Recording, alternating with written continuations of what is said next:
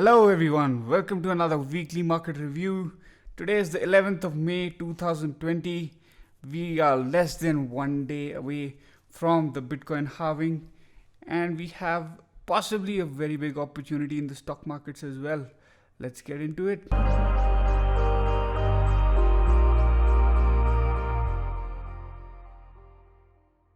So here's the total market cap chart, and these are the levels that currently I'm looking at on the chart. Right, so this is the POC, the point of control, where the most amount of volume has been traded in the entire range since 2017. All right, so we are currently below it. You can see we did find support above it for this move up here. So we are below this. I would say that if we do reclaim this, then we can be looking for further upside. And then we have the yearly pivot and also the yearly VWAP, the volume weighted average price. So the VWAP is a very good metric. I strongly recommend, if you do not use it yet, that you should be taking a look at it, because it is something that, with more and more institutional involvement in cryptocurrencies, is going to get much more relevant. It is very relevant in the traditional markets, but I would say it is already very relevant for Bitcoin, and hence it reflects in the total market cap chart as well. So the yearly pivot and the yearly volume weighted average price. All right, so this is around 225 billion, and what I would say is, if we do come down here for the halving and this is the price that absorbs the dump, it is possible that we are building something higher for once a bigger correction has to come. But if this does break, then these are the two levels that I'm looking at. I would really prefer the lower level, the 180, the 0.5 retrace of this entire move, and I would really prefer for a consolidation in the lower areas. But this is BTC, and if this is a high time frame reversal, it is possible that we can range slightly higher than where everyone would expect, and everyone would be wanting to buy, and we could possibly time correct everyone, and everything could be absorbed at higher prices before we do end up moving up, because the volume weighted average price for Bitcoin since September 2017 is between 7800 and 7900. So I mean, essentially that is matching up slightly lower than what the total market cap is showing, because we possibly have higher volume weighted average prices for the large caps, but it is basically around 7800 and 7900. So what we have to consider now is that if this is a high time frame reversal and this is a trend which has to continue, then is the market ready to go lower than that average price where everybody has accumulated? Below that price, your average buyer since September 2017 is in a loss. Above that price, your average buyer since September 2017 is in a profit. So we have to see if BTC is kind enough to go below that once again, because now I think after this 1 month rally, the sentiment and the perception has skewed slightly. So it is going to be very interesting. This is going to be more reactive. The game plan for this is more reactive. We have to wait and see what this fundamental event of the halving, what it ends up doing to price, and accordingly we can react. So I would say once we start trading above this, we can start looking for further upside. If we hold this for a longer period of time, it is still cautious, and I would say a long trade is only still manifesting once we reclaim this level. Otherwise, we have some good zones of reaction, so we should wait and watch for price to head to these zones and then look at what reactions we can. So if we're looking at this on the weekly time frame, I just want to show you the major levels of accumulation. essentially this, in the past, this is distribution, so this 240 level, this is distribution in 2019, and this 225 level was still distribution in 2018, where we actually have very good support, which we reacted from in 2019 very well for this previous rally that we had early 2020, is this 180 billion level. So if we are to get a markup, so this is the previous floor, that we have had, and we have retested it as support and made a big move outside of that. So this is a very good place to build another floor if the market is not in a hurry. So this is why I say that this is a very strong level, and if price does end up getting here, I think there would be a lot of buying interest here. So if the market is not in a hurry and we are to get a longer period of consolidation before we do end up getting a bigger move, so this is a great level for price to actually find high time frame support and build a newer base. But if we are still being aggressive, then one of these distribution levels, that's why I called it a weaker level, because price has not spent too much time over here, so to build a base over here is still logical, yet it is not very positive to begin a big rally, so if we are to begin a big rally, I think this is a very good base, and this is a very nice place for a price to eventually build something which is longer and stronger. But if we are very aggressive, then it has to be some levels higher. That is still entirely not very convincing, but this is a trend. It is still a very decent trend. So if we are to reclaim and suggest going higher, I would say just manage your risk and end up trading it in the direction where it is suggesting to move. So this is my logic for why certain levels I have mentioned as stronger and others as weaker. So before we talk about Bitcoin, I just want to talk slightly about market structure, and what I was looking for 2 or 3 days ago when I did post an overly bullish tweet on Twitter. Generally, I don't post overly bullish tweets, but what I was looking for, essentially what I did not do was did not post any charts or points of invalidation. I have not been doing that because I've been doing that pretty actively on the Discord, and I do know that I have mentioned it a couple of times before that we are opening for public, and I do promise you that we are working on it as fast as we can to open something which is valuable to the public. But unfortunately, we are still full-time traders, so that when markets really right now require our attention, we are having sometimes to juggle a bit between where we can direct our energies. So, but what I want to talk to you about is parabolic structures, and pre-parabolic structures. So what we're looking at right now is basically the 2015 consolidation and the move out of that consolidation. So you can see, like, on a lower time frame, if we were looking at this on a hourly, or something else, this is a parabolic structure. And if we have to study it on a higher time frame, we can just look at the 2016-2017 bull run. So what do we see in this parabolic structure, and how do we define it? So we do get that first very strong move outside of the structure. We get a 618 retrace from it, and essentially what we start doing is we build a slow upwards grind. This upwards grind, every retrace is being eaten at pretty decent levels. Here you can see this is a 0.5 retrace.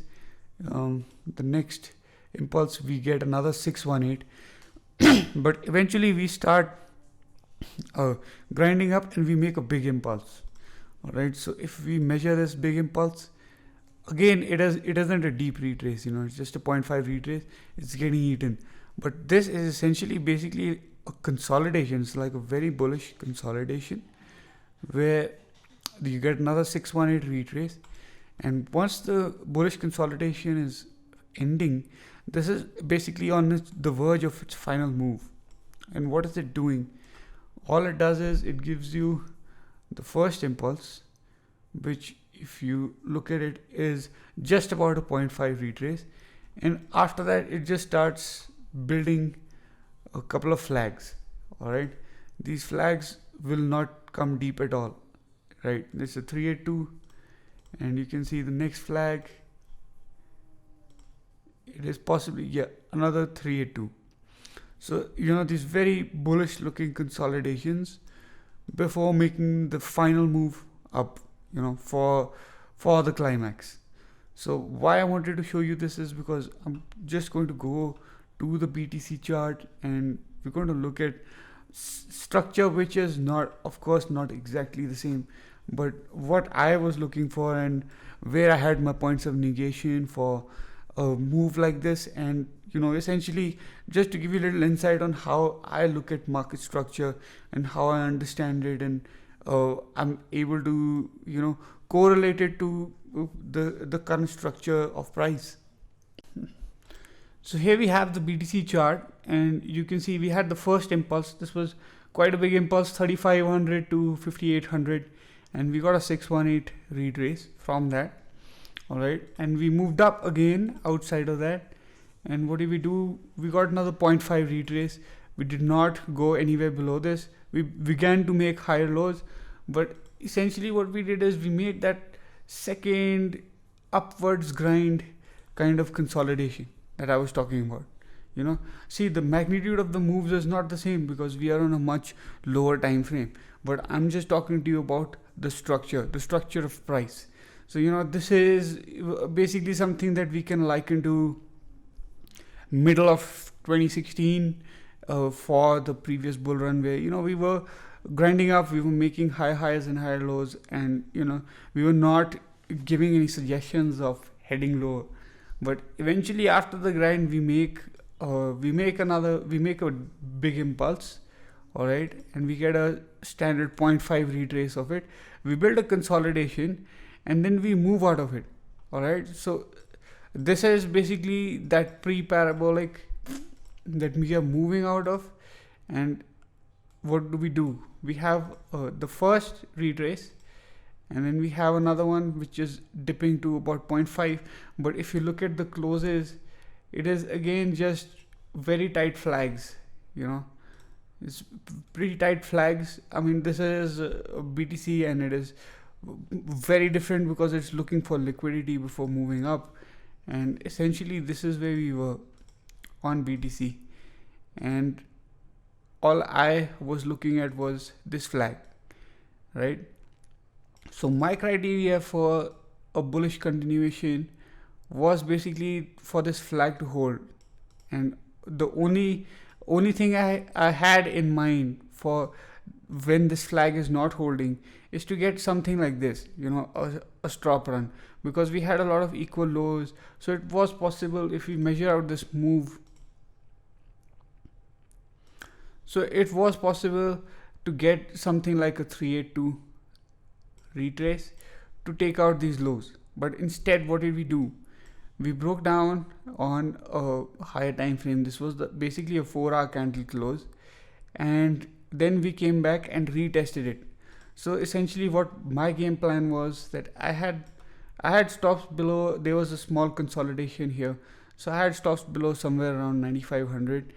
I did have buys at a 382 level because I was thinking that we are going to possibly wick down and break back into this flag, which would be bullish.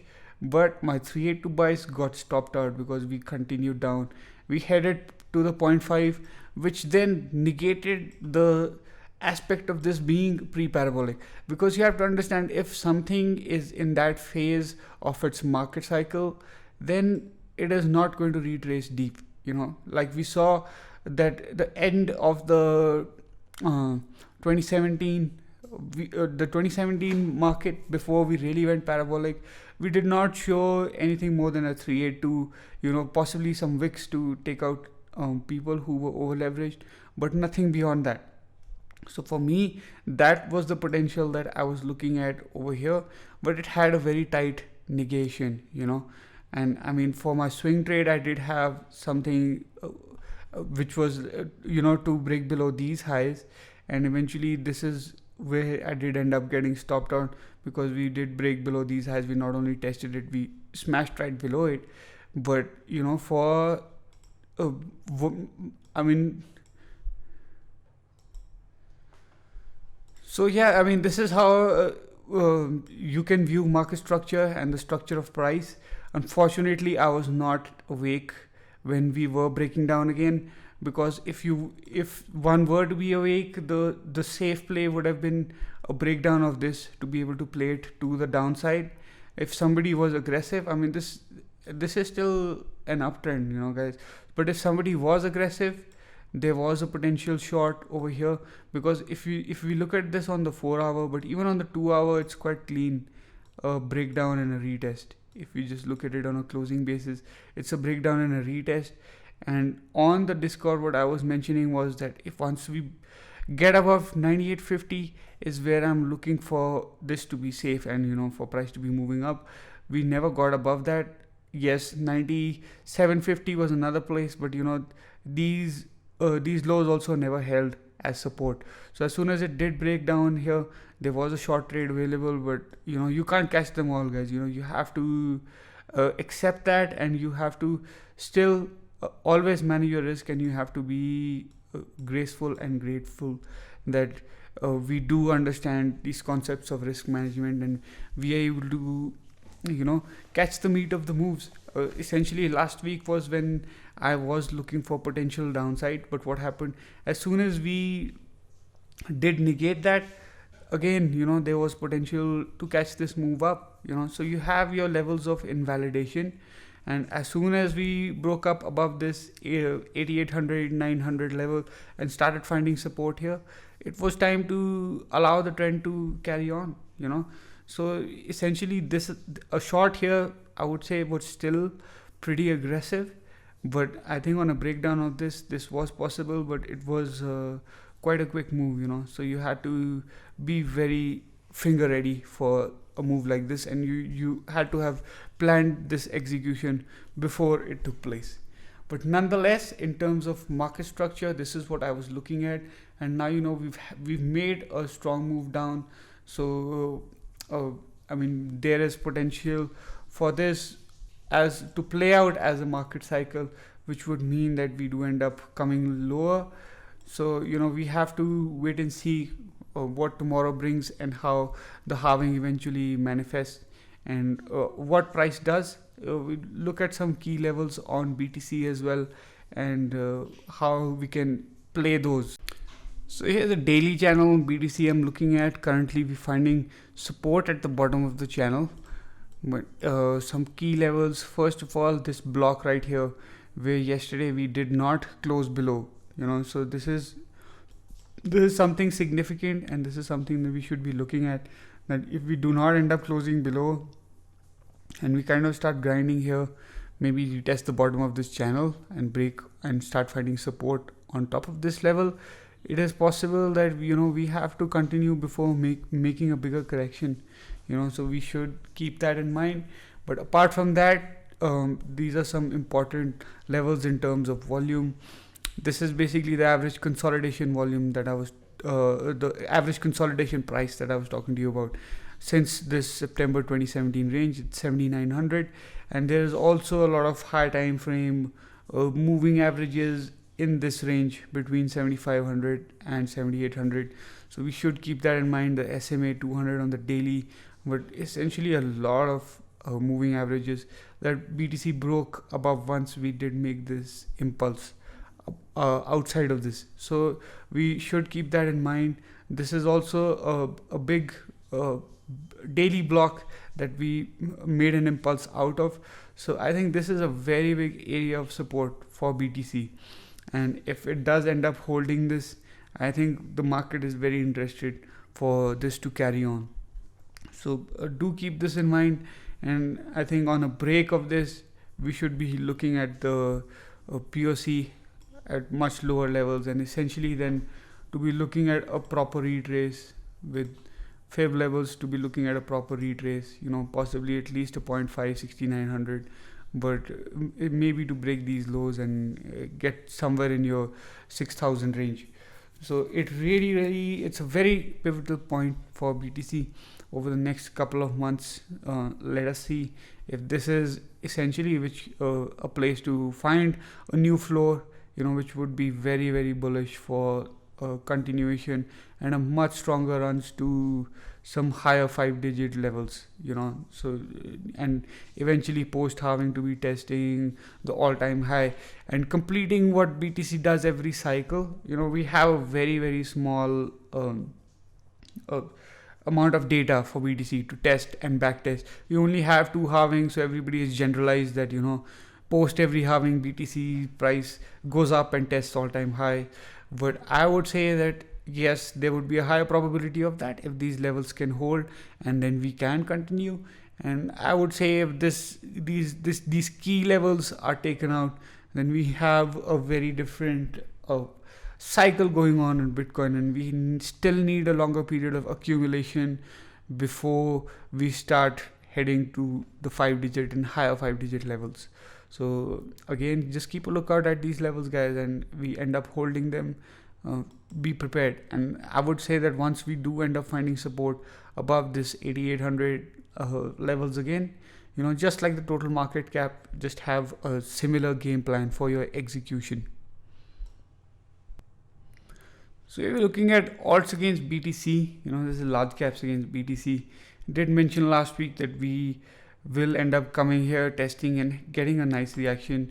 We did end up getting some kind of reaction. I mean, it's not absolutely incredible, but there is a 7 or 8% move, where odds against BTC did find support at the bottom of this range. But you can see that we've had 1, 2, 3, 4, 5 tests of this range, and if these lows are getting too weak, then we would end up breaking below this. Nonetheless, it was a nice place to manage risk. Unlike the previous time where we've had no structure, this is a nice structure. And if BTC is to bottom out and make a strong run, it is possible that alts like 2017, 2016 would end up bleeding. But if price is to stabilize post halving, I would suggest that there is a possibility of another bounce here, and there is a possibility of another play of alts BTC. So just keep that in mind, and keep a lookout at alt BTC pairs for the post BTC halving reactions, just to see. And you can see the previous review last week. So I did show you how alt BTC and BTC reacted pre-halving and post-halving, so you can have a look at that just to know what else we have in our minds and what we have as part of our game plan. So here's a look at the dollar index, and I mentioned it last week that we do have potential for strength. Essentially, we broke out of this wedge and we've come right back down.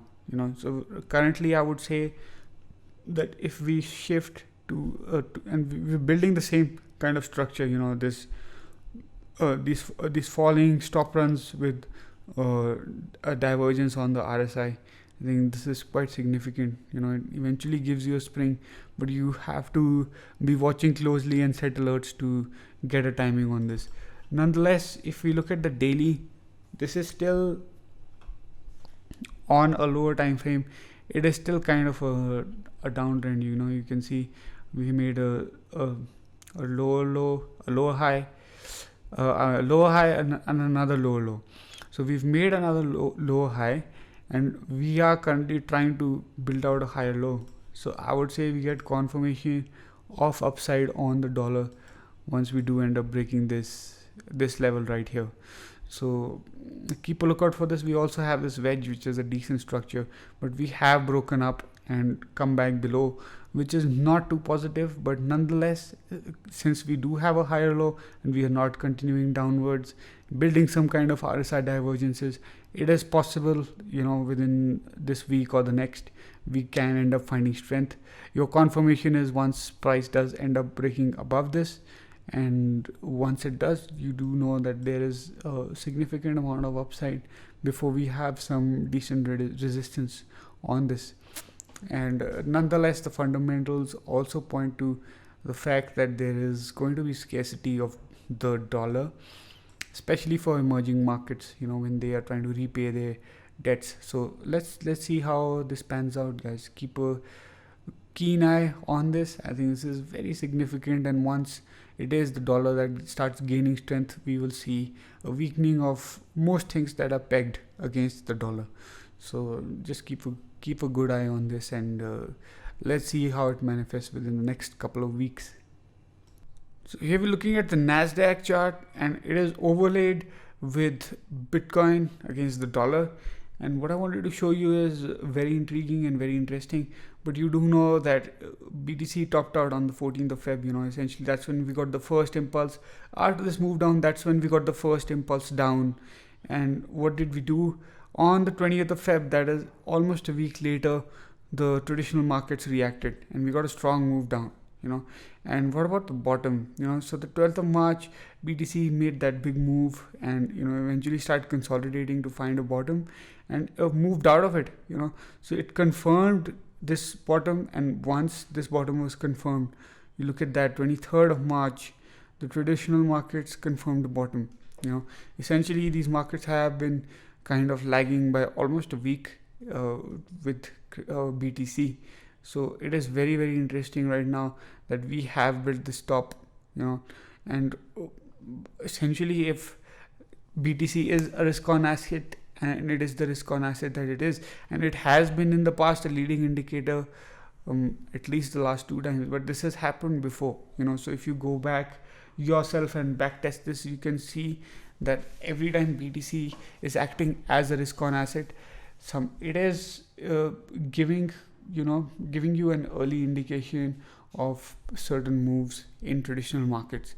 So if that is so, then I think we are reaching that point where these markets are going to end up following Bitcoin and following cryptocurrencies. So there is no setup as of now. As you can see, this trend is strong. The momentum is weakening. I have mentioned in the last couple of reviews, the market breadth is also has also been decreasing, wherein there are fewer participants in these rallies. So you should know that. But nonetheless, you do need a structure to play this. You cannot catch this knife.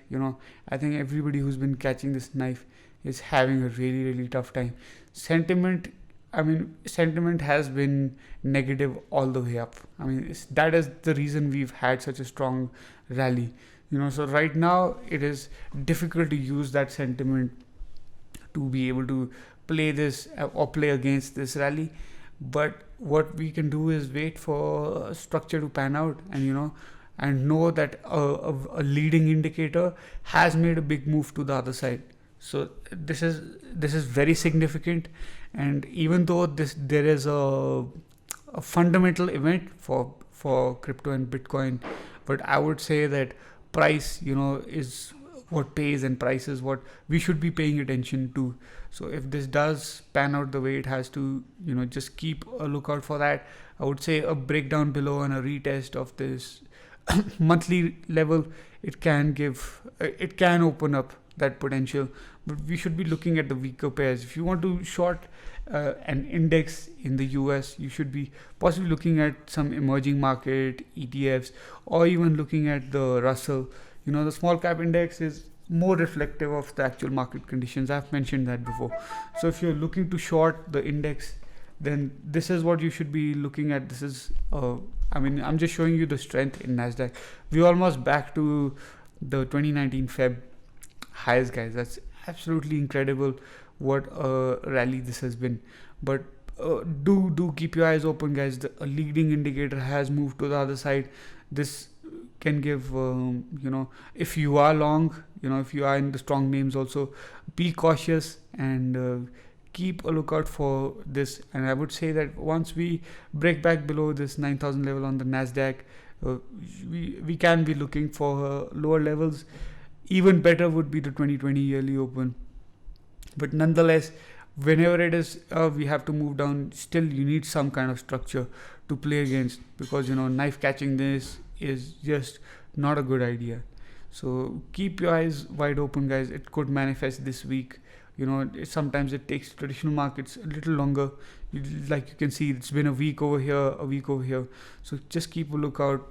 We could be in for a reversal very soon. So taking a quick look at oil, so you can see the range that we built out, which was the range more than 20 years ago, that has been playing out so well. And this is essentially where I was looking for upside on oil, and we have blasted right through. You see, we had a very nice reaction at the 0.5 level, and to the top of this range I have taken decent profits on whatever option longs I had, and I have my stops in profit. But nonetheless, if oil has to carry on in this range for a little more while, then this is the point, the top of this range, where you should be taking profit. And I would say the upside potential would be once we end up finding support here consistently on higher time frames, then that's the only time we should be looking for upside. But for now, it is possible, if this range has to carry on, we can come back to the middle of the range and build structure from then. But nonetheless, I quickly wanted to show you that the range play has still been working very well. I recommended this in the middle of March, and you can see that we have been respecting these range levels very nicely. Here's a look at gold. It's still in a limbo. You can see that it's forming a bit of a pennant. It's respecting this trend line pretty well. So I'm managing my risk on this from the yearly open, and essentially these lows, because I have a swing trade from here. But for now, it's still consolidating, and I would say that if we do end up finding support breaking up, we can test this quarterly level, and once we are there, we can go for higher highs. Still, I mean, it's had a decent markup and it's consolidating below resistance. So for now, we can assume that it is consolidating to be able to break that resistance and find some continuation.